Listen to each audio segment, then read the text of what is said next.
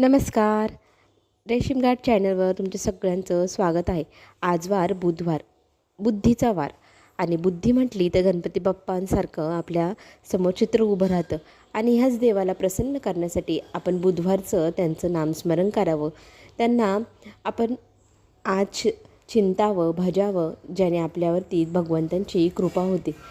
तर आपण बुधवारी संकटनाशक स्तोत्र म्हणून सगळे संकटही घालवू शकतो.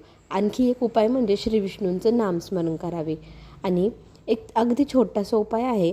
कोरडी हळद घ्यावी, ती अनामिका बोटाने आपल्या कपाळावर 3 वेळा लावावी. कानाच्या मागेही 3 वेळा लावावी. दोन्ही कानांच्या मागे लावावी. असं केल्याने आपल्यावर भगवंतांची कृपा होते आणि भगवान श्री विष्णू आपल्यावर प्रसन्न झाल्याने आपल्यावरती आलेले आर्थिक संकटही दूर होतात. आपल्याला सुख शांती लाभते. अगदी छोटासा उपाय आहे, नक्की करून पहा. धन्यवाद.